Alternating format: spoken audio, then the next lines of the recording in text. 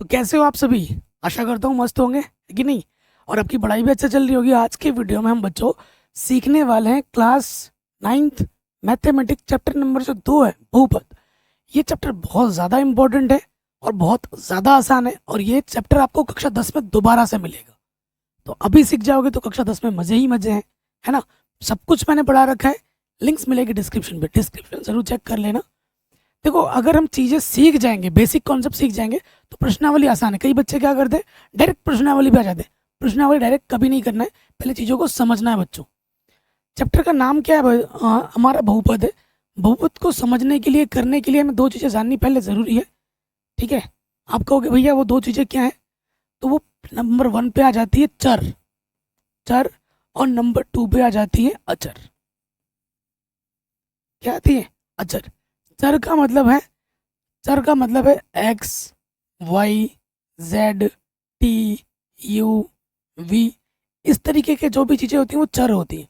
अचर क्या होती है? जितनी भी संख्याएं हैं वो हमारी अचर है। जैसे मैंने यहाँ लिख दिया -2, 0, √3, 100। तो ये सब क्या हुए? हमारे अचर हुए। एक चीज़ जान लो फिर आगे बढ़ेंगे। बहुपद पे आने से पहले चर क्या होता है समझ गए, अचर क्या होता है समझ गए। अब हमें जानना है बीजीय व्यंजक क्या होता है। बीजीय व्यंजक क्या होता है? बीजीय व्यंजक देखो भाई, जो चर है और जो अचर है उनको आप जोड़ रहे हो, गुणा कर रहे हो, भाग कर रहे हो, तो इससे क्या होता है? बीजीय व्यंजक बनता है।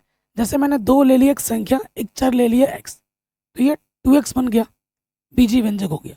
मैंने ले लिया 3, मैंने ले लिया x और एक चर ले लिया y, दोनों को जोड़ दिया। ठीक है, तो ये भी बीजीय व्यंजक है। फिर मैंने क्या किया, मैंने लिख दिया यहाँ पर 3x² प्लस 5x माइनस के 2, तो ये भी एक बीजीय व्यंजक है। ठीक है। तो हर एक बीजीय व्यंजक बहुपद नहीं होता भाई।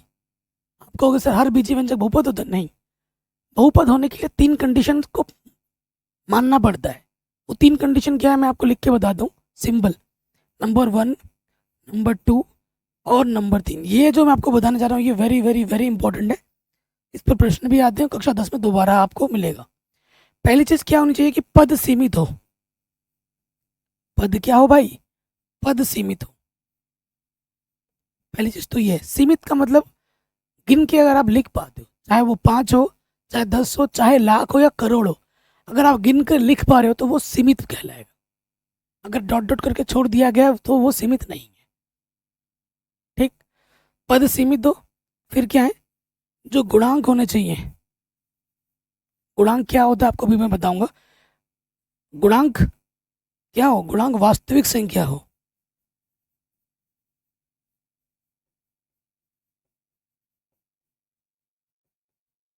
अगर मैं बोलूं गुणांक आपको समझाना है ना, तो देखो यहाँ x का जो गुणज है वो 2 है, ये गुणांक है x का। ठीक है। यहाँ x का गुणज क्या है? 3 है। y का गुणज कुछ नहीं है तो 1 है। यहाँ x² का गुणज 3 है, x का गुणज 5 है, और अचर पद हमारा -2 है। तो इनको हम क्या कहते हैं? गुणांक कहते हैं। ठीक। उसके बाद ये हो गया। और चर की जो घात होनी चाहिए ना, चर की घात एक पूर्ण संख्या हो। पूर्ण संख्या मतलब जिसमें 0 से स्टार्ट होता है, 0, 1, 2, 3, पूर्ण संख्या। ठीक है। अगर कोई भी चीज इन 3 शर्तों को मान लेता है, कोई भी बीजीय व्यंजक इन 3 शर्तों को मान लेता है, तो उसे हम क्या कहते हैं? बहुपद कहते हैं। ठीक है। उसे हम क्या कहते हैं दोस्त? बहुपद कहते हैं। अब देखिए उदाहरण देता हूं मैं। सबसे पहले उदाहरण पे आ जाओ। उदाहरण नंबर 1, मैंने यहाँ लिख दिया x² प्लस x प्लस 2। ठीक। यहाँ मैं लिख देता हूँ 3x²। चलो, अब आप देखो भाई, सबसे पहले इसमें कितने पद हैं? 1, 2, 3 पद है। पद सीमित हो, पहला वाला हो गया। गुणांक वास्तविक हो। गुणांक क्या है हमारे पास? 3। x का गुणक जब कुछ नहीं होता है तो 1 होता है, ध्यान रखिएगा। और अचर पद क्या है? 2। ये 2, 1, 3 ये क्या होती है? वास्तविक संख्याएं होती हैं। तो ये वास्तविक संख्या हो, इसको भी हाँ कर रहे हैं। चर की घात, चर की घात देखो यहाँ पर कितनी है? 2 है, और यहाँ पर 1 है। चर की घात 1 है और 2 है। 1 और 2 क्या होती है? पूर्ण संख्या के अंतर्गत आती है। तो ये क्या हो गया? इसने इसको भी हाँ कर दिया। तीनों चीज़ों को हाँ कर रहा है, तो ये मेरा एक क्या हो गया? बहुपद हो गया। ये मेरा क्या हो गया, एक बहुपद हो गया। ध्यान से देखिएगा, अगले उदाहरण पे आ जाओ। अगले उदाहरण पे आ जाते हैं। जैसे मैंने यहाँ लिख दिया 3x³ प्लस 5x² माइनस के 3x⁴ प्लस के √5। ठीक, अब आते हैं इस पे, आ जाओ। कितने पद है, 1 2 3 4, पद सीमित दो। ठीक है, फिर देखो गुणज क्या है, 3 5 माइनस 3 √5। 3 है, 5 है, -3 है और ये √5। ये सब के सब क्या होती हैं, वास्तविक संख्या होती हैं। इसने भी इसको हाँ कर दिया। उसके बाद देखो x³ 3 है, 2 है, 3 है, 2 है, लेकिन 1/2 क्या इसके अंतर्गत आता है, पूर्ण संख्या के अंतर्गत। 1/2 है वो पूर्ण संख्या नहीं है। अब इसने इसको मना कर दिया, थर्ड वाले प्रॉपर्टी को मना कर दिया। इस वजह से ये बहुपद नहीं है, बहुपद नहीं है ये वाला, और ये बहुपद था। ठीक, और एक चीज बतानी बहुत जरूरी है, नंबर 3, ये वाला बहुपद था ना, मैंने ऊपर लिख दिया 3, नीचे लिख दिया 3x² प्लस x प्लस 2। देखो कभी भी, देखो अभी हमने देखा था कि भैया ये बहुपद है, इतना बहुपद था, लेकिन कभी भी कोई बहुपद किसी संख्या के बट्टे में अगर आ जाता है, 3 क्या है, एक संख्या है, संख्या के बट्टे में अगर बहुपद आता है तो वो बहुपद नहीं होता है। ये बहुपद नहीं है, ये बहुपद नहीं है। तो ये चीज आगे समझ में, जो मैंने आपको बताया। अब वो नेक्स्ट आता है बहुपद के प्रकार। देखो बहुपद के प्रकार दो चीजों पर निर्भर करेगा कि घात के आधार पर और पद के आधार पर। ठीक है, घात के आधार पर और पद के आधार पर। तो अगर मैं बताऊं पद के आधार पर, जैसे एक पदी,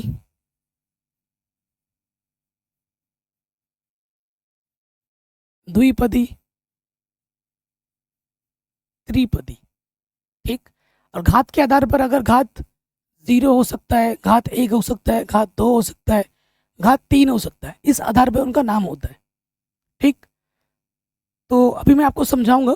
एक पदी में जैसे मैंने लिख दिया यहाँ पर 2x, द्विपदी में मैंने लिख दिया 2x प्लस 3, 2 पद हो गए। त्रिपदी में मैंने लिख दिया 2x plus 2x² plus x plus 5, ये 3 पद हो गए। तो एक पदी, द्विपदी, 3 पदी। और घात जिसका 0 हो, ठीक है, जिसका घात 0 हो, वो उसके 2 प्रकार के नाम होते हैं, वो अभी डिटेल में पीछे बताऊंगा। अगर जिसकी घात 1 हो उसको हम रैखिक बहुपद कहते हैं। क्या कहते हैं, रैखिक। जिसकी घात 2 हो उसे द्विघात बहुपद कहते हैं।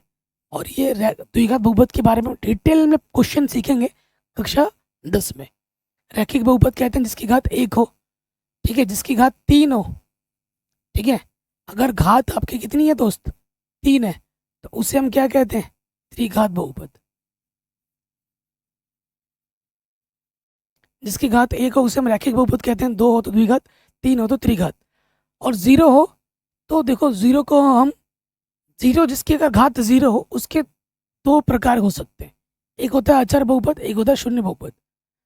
शून्य को हम शून्य बहुपद कहते हैं, इसकी घात कितनी होती है, 0 होती है। और अचर बहुपद, इसकी घात भी कितनी होती है, 0 होती है। अचर बहुपद में जितनी भी संख्या है, शून्य को छोड़कर सभी संख्या को हम अचर बहुपद कहते हैं। जैसे मैंने अगर लिख दिया यहाँ पर -2, 1/2, 100, ये सभी क्या है, ये सभी हैं हमारे अचर बहुपद। इसकी घात कितनी होती है, 0।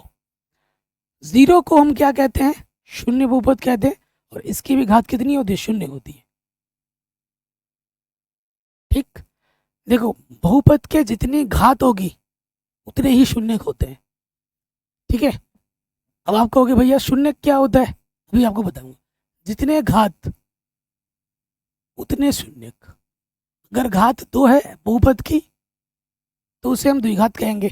देखो आपको थोड़ा और एग्जांपल देता हूँ। जैसे मैंने कुछ प्रश्न लिख देता हूँ यहाँ पर, 1 2 3 मैंने यहाँ लिख दिया x प्लस 2, यहाँ लिख देता हूँ x की घात 3, एक्स स्क्वायर प्लस 2, यहाँ लिख देता हूँ एक्स स्क्वायर प्लस 2।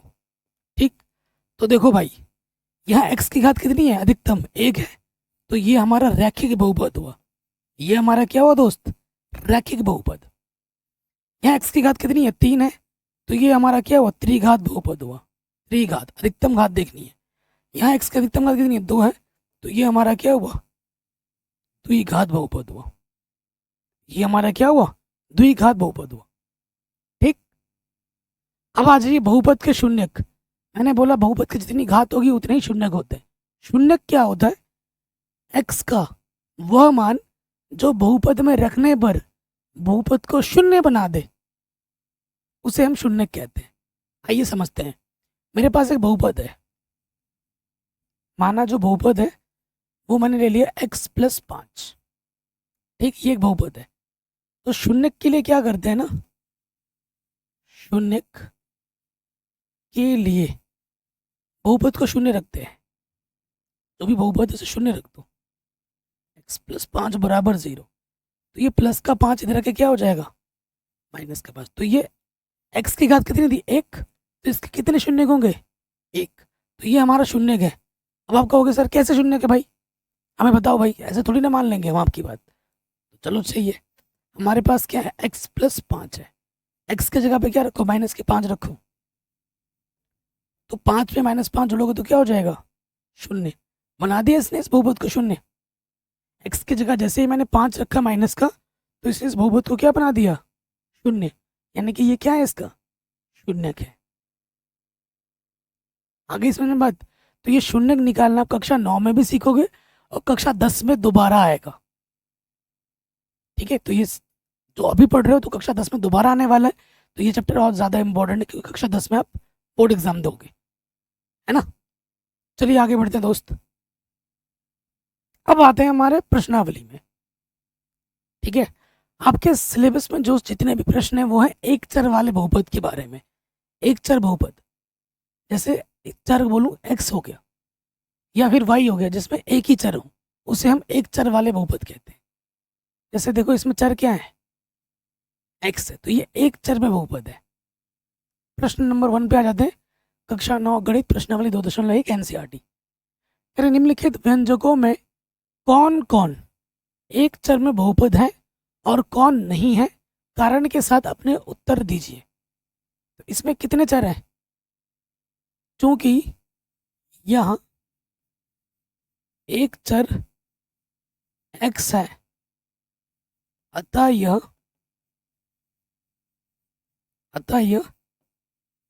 एक चर में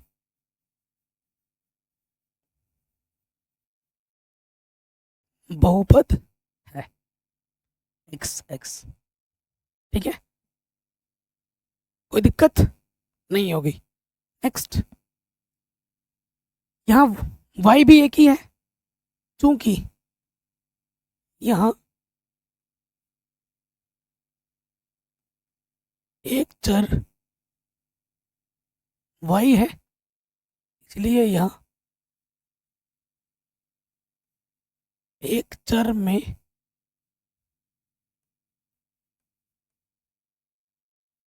बहुपद है, इसलिए एक चर में बहुपद है।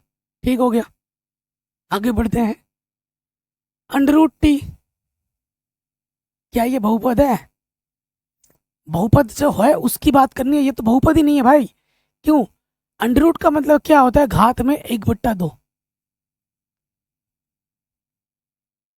चूंकि 1/2 पूर्ण संख्या नहीं है,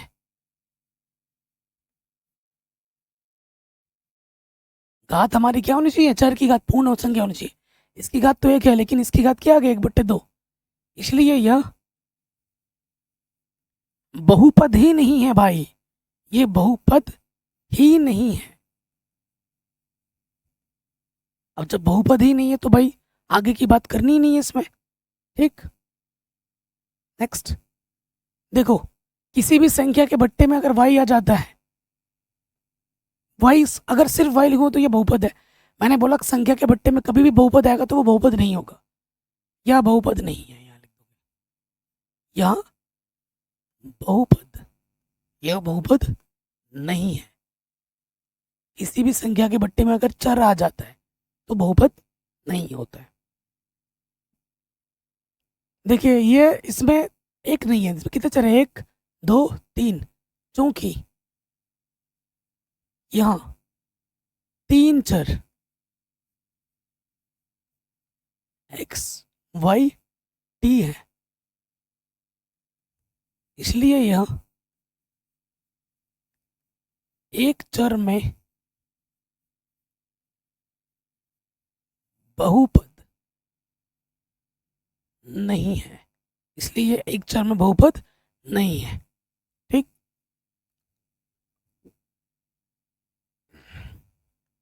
नेक्स्ट कह रहे निम्नलिखित में से प्रत्येक में x का गुणांक बताना है। ठीक है, यहां आ जाओ, x का गुणांक, x का गुणांक जब कुछ नहीं होता है तो 1 होता है। इन्होंने x का पूछा, मैं बाकी x स्क्वायर का भी बता देता हूँ। एक्स स्क्वायर का गुणज क्या है, यहाँ पर कुछ नहीं है तो 1 है। और अगर आप x की पावर 0 का गुणक पूछता तो x की पावर 0 का गुणक का मतलब होता है अचर। x की पावर 0 का गुणज कितना है, 2 है। अब से 1 पूछा था मैंने, बाकी भी निकाल दिया। ठीक है, यहाँ पे आ जाओ, तो देखो हमसे x का गुणज पूछा है,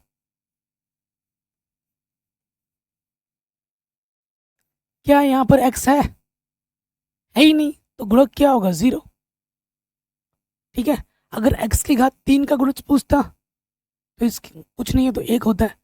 x स्क्वायर का गुणज पूछता तो यहाँ पर क्या है, कुछ नहीं है तो 1, देखिए चिन्ह माइनस का है, माइनस का 1। और x की पावर 0 का गुणज पूछता तो जो अचर संख्या होती है वो होती है x की पावर 0 का गुणज। ठीक,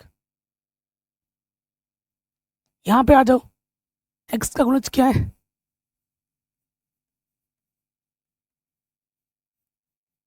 कुछ नहीं है तो 1।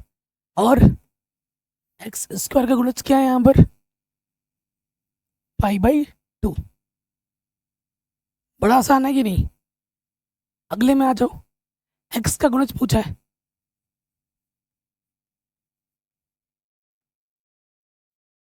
क्या है एक्स का गुणज, √2। सिंपल। नेक्स्ट बोला 35 घात के द्विपद और 100 घात के एक पदी का एक उदाहरण दीजिए, तो जिसमें 2 पद हों और जिसमें 1 पद हो। बहुत आंसर है, घात 35 होना चाहिए। तो देखो 35 घात के द्विपद, द्विपद बहुपद है ना, ये हमें बताना है। और 35 घात के एक पद, इसके अनगिनत आंसर्स हैं। अगर आंसर मैच करोगे तो एनसीईआरटी में नहीं मिलेगा इसका, क्योंकि इसका अनगिनत आंसर है। द्विपद बोला है तो x की घात 35 कर दिया, प्लस में 100 लिख दिया। घात 35 है और 2 पद है, 35 घात हो और 1 पद हो तो मैंने लिख दिया 2 x की घात 35। तो ये 1 पदी है और ये कितने पद है, 2 पदी है। हो गया आंसर, सिंपल। 35 घात हो x की पावर में 35 और 2 पद हो गए, x की पावर में 35 लिया और ये 1 पद है, गुणज में मैंने 2 ले लिया। कुछ भी ले सकते हो, ना लो तो भी चलेगा। फिर बोला निम्नलिखित बहुपदों में से प्रत्येक बहुपद की घात बताइए। घात क्या होती है, x की अधिकतम पावर। घात क्या होती है, x की अधिकतम पावर। तो यहाँ x की अधिकतम पावर कितनी है, 3, तो घात कितनी हो जाएगी, 3। ठीक है, तो लिखोगे, थोड़ा बड़ा करके लिखना है, लिखोगे चूंकि x की अधिकतम घात 3 है, अर्थात यहाँ घात कितना होगा, 3 होगा। यहाँ आ जाओ, अधिकतम घात y की देखो कितनी है, 2 है, घात कितनी हो जाएगी, 2। यहाँ पे आ जाओ, घात कुछ नहीं है तो 1। जब घात 1 होता है तो उसे हम क्या कहते हैं, रैखिक बहुपद कहते हैं, रैखिक कहते हैं। घात 2 होने पे द्विघात, 3 होने पे त्रिघात। घात है ही नहीं, संख्या जब भी होता है तो घात क्या होती है, मैंने आपको पढ़ाया था अभी थोड़ी देर पहले, घात शून्य होती है। संख्या को हम अचर बहुपद कहते हैं। ये क्या है भाई, अचर बहुपद, ठीक। और अचर बहुपद की घात कितनी होती है, शून्य होती है, 0 होती है। नेक्स्ट बताइए कि निम्नलिखित बहुपदों में कौन कौन बहुपद रैखिक है, कौन द्विघाती है, कौन त्रिघाती है। देखो यहाँ x की अधिकतम घात कितनी है, 2 है, क्योंकि x की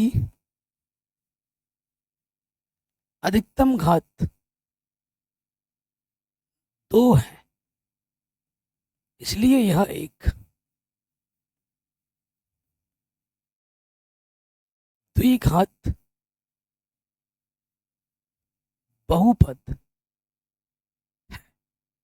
यह एक द्विघात बहुपद है। x की अधिकतम घात कितनी है, 3 है, क्योंकि x की अधिकतम घात 3 है, इसलिए यह त्रिघात बहुपद। अच्छा उसके साथ कुछ और भी पढ़ा था क्या प्रश्न में, अच्छा एक घाती, द्विघाती, त्रिघाती। यहाँ पर कितना है, x y की अधिकतम घात 2 है, तो ये क्या होगा, द्विघाती, ठीक है, ये क्या है, द्विघाती बहुपद है। उसके बाद x की अधिकतम घात कुछ नहीं तो 1 है, ठीक है, तो ये क्या है, रैखिक बहुपद। लिख दोगे चूंकि x की अधिकतम घात 1 है, अर्थात ये रैखिक बहुपद है। नेक्स्ट इधर देखो t की घात 1 है, तो ये भी क्या हो जाएगा, रैखिक, क्योंकि t की अधिकतम घात 1 है, अर्थात ये रैखिक बहुपद है। आर स्क्वायर, आर की अधिकतम घात 2 है, तो ये द्विघाती है, ठीक है, कितनी अधिकतम घात 2 है, इसलिए यह द्विघाती है। ये क्या हो जाएगा, x की अधिकतम घात त्रिघाती, 3 है, तो ये हो जाएगा त्रिघाती। तो इस तरीके से ये पूरी प्रश्नावली हमने सीख ली है। मैंने आपको पूरा बेसिक समझाया, जो कि ज़्यादा ज़रूरी है। बेसिक समझ जाओगे, प्रश्नावली बहुत आसान है। ये बहुत इंपॉर्टेंट चैप्टर है, क्योंकि कक्षा 10 में दोबारा से आएगा। कक्षा 10 में आपको देना है बोर्ड एग्जाम, तो ये चैप्टर बहुत बहुत बहुत इंपॉर्टेंट है आपके लिए। सब कुछ पढ़ा रखा है, 9th के साथ 10th भी मैं पूरा पढ़ा चुका हूँ, जाके देख सकते हैं। डिस्क्रिप्शन एक बार ज़रूर चेक कर लेना, और हाँ चैनल पर नए हो तो प्लीज़ सब्सक्राइब ज़रूर कर देना, और वीडियो को अपने हर दोस्त के साथ शेयर ज़रूर कर देना। जय हिंद, मिलते हैं आपसे नई वीडियो में।